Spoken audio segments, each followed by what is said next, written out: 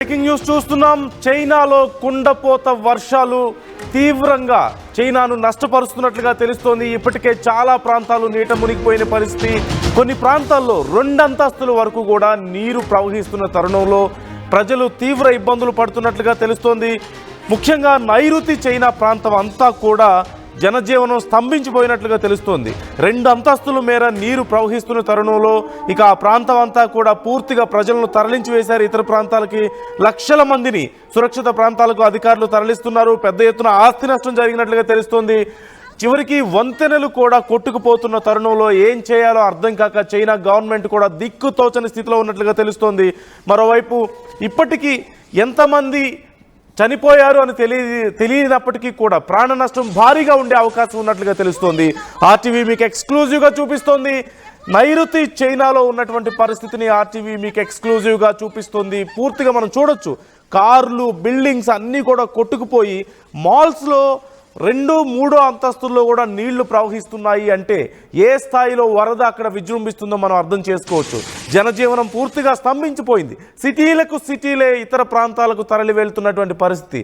లక్షల మంది ప్రజల్ని ఇతర ప్రాంతాలకు తరలిస్తున్నారు. ఏదో బొమ్మల కార్ల లాగా పెద్ద పెద్ద కార్లు, లారీలు కూడా వాటర్లో కొట్టుకుపోతున్నాయంటే అర్థం చేసుకోవచ్చు. ఏదో పేపర్ పడవల్లాగా కొట్టుకుపోతున్నటువంటి పరిస్థితి మనకు కనిపిస్తుంది. మాల్స్లో 2-3 అంతస్తుల్లో కూడా చివరికి ఎస్కలేటర్స్ మీద కూడా మనం చూస్తున్నాం వాటర్ ఎలా ప్రవహిస్తుందో. టాప్ వ్యూలో మనం చూస్తున్నాం. నైరుతి చైనాలోని సిటీ ప్రాంతం అంతా కూడా పూర్తిగా సముద్రం మధ్యలోనో నది మధ్యలోనో ఇళ్ళు ఉన్నట్లుగా మనకు కనిపిస్తున్నాయి. ఆ ప్రాంతం అంతా కూడా చూస్తుంటే ఎక్కడ చూసినా సరే సుమారుగా 10-15 అడుగుల నుంచి మొదలుకొని 2-3 అంతస్తులు పైగా నీళ్లు ప్రవహిస్తున్నాయి. చాలా వరకు బ్రిడ్జిలు కొట్టుకుపోయాయి, వంతెనలు కొట్టుకుపోయాయి, పూర్తిగా రోడ్లు కొట్టుకుపోయాయి, అపార్ట్మెంట్స్ కూడా మునిగిపోయి చివరికి పునాదులు నాని కూలిపోతున్నటువంటి పరిస్థితి. చాలా ప్రాంతాల్లో మట్టి కొట్టుకుపోయి we can see the sirens.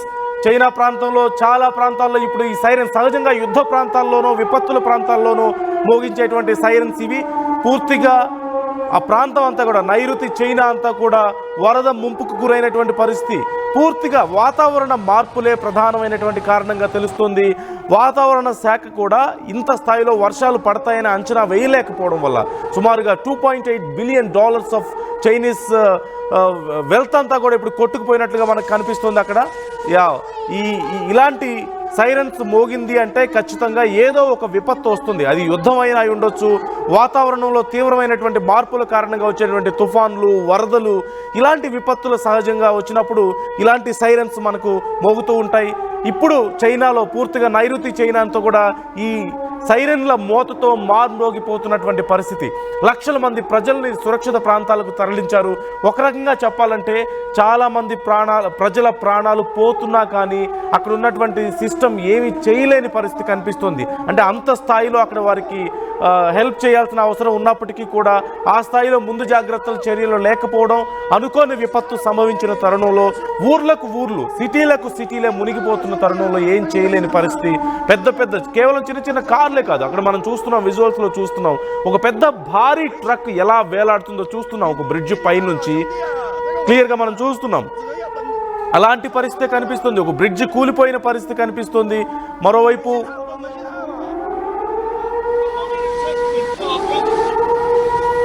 你命大啊，兄弟啊，这个危险啊，只能要等消防来了。没信号都没信号啊！你命大啊，兄弟啊，这个危险啊，只能要等消防来了。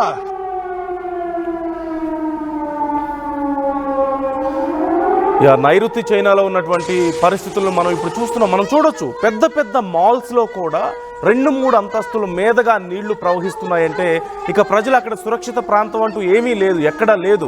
అక్కడ ఉన్నటువంటి ఎస్కలేటర్స్ మీదుగా 2వ-3వ ఫ్లోర్ నుంచి వాటర్ ప్రవహిస్తుందంటే అర్థం చేసుకోవచ్చు ఏ స్థాయిలో అక్కడ వరద ఉధృతి ఉంది అనేది. ఇళ్ళు, అపార్ట్మెంట్లు అనే తేడా ఏం లేదు. పూర్తిగా అక్కడ నుంచి లక్షల మంది ప్రజల్ని చైనా ఇప్పటికే తరలించింది. అనేక మంది ప్రజలు ఇంకా ఆ ఫ్లడ్స్లో ఇరుక్కుపోయినట్లుగా తెలుస్తుంది. వారిని కాపాడేందుకు చైనా తీవ్ర ప్రయత్నాలు చేస్తుంది. 2025కి సంబంధించి మొట్టమొదటి రెడ్ అలర్ట్ ఇప్పటికే చైనాలో ప్రకటించారు. నైరుతి చైనా అంతా కూడా నీళ్లలో మునిగిపోయింది. ఎక్కడ చూసినా వరద నీళ్లే కనిపిస్తున్నటువంటి పరిస్థితి మనకు కనిపిస్తుంది.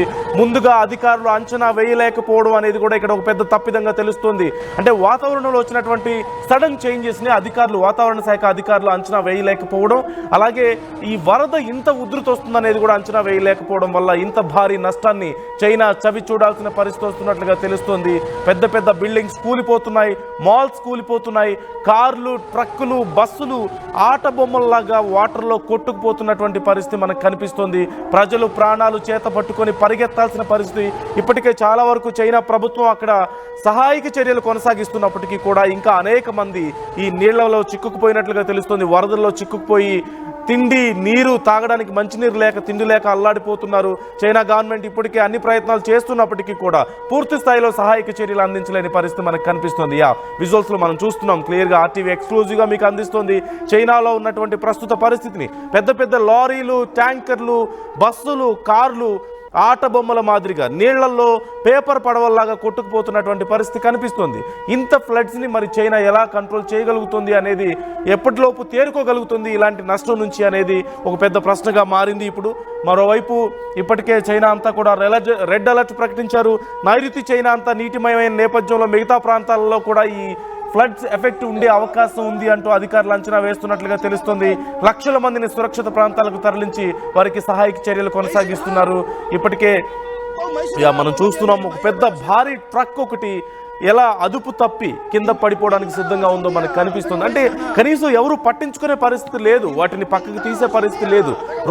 రోడ్లు కొట్టుకుపోతున్నాయి, వంతెనలు కొట్టుకుపోతున్నాయి, కార్లు కొట్టుకుపోతున్నాయి, ఇళ్ళు కొట్టుకుపోతున్నాయి. పెద్ద పెద్ద షాపింగ్ మాల్స్ కూడా నీటితో మునిగిపోతున్నటువంటి పరిస్థితి మనకు కనిపిస్తుంది. ప్రధానంగా నైరుతి చైనాలోని అన్హుయ్, హెనాన్, అలాగే హుబుయ్, హునా, అలాగే జియాన్జు రీజియన్స్లో ఈ వరద ప్రవాహం ఎక్కువగా ఉన్నట్లుగా మనకు తెలుస్తుంది. పూర్తిగా 6-7 రీజియన్స్లో ఈ వరద ముంపుకు గురైన నేపథ్యంలో ఇక చైనా తీవ్ర స్థాయిలో శ్రమిస్తున్నట్లుగా తెలుస్తుంది. వాళ్ళ ప్రజలను కాపాడుకునేందుకు ప్రధానంగా ఇంత భారీ వర్షం పడుతుందని కానీ, ఇంత పెద్ద ఎత్తున ఫ్లడ్స్ వస్తాయని కానీ అధికారులు అంచనా వేయకపోవడం వల్ల ఈ స్థాయిలో ఏర్పాట్లు చేసుకోలేకపోయారు. ప్రతిఫలం మనం చూస్తున్నాం. సిటీలు మునిగిపోయి లక్షల మంది ప్రజలు ప్రాణాలు చేతబట్టుకొని ఇతర ప్రాంతాలకు తరలిపోవాల్సినటువంటి పరిస్థితి. ఇంకా అనేక మంది ప్రజలు వరదల్లో చిక్కుకున్నట్లుగా తెలుస్తోంది. పూర్తిగా భారీ ఎత్తున చైనాకు నష్టం వాటిల్లినట్లుగా మనకు కనిపిస్తుంది.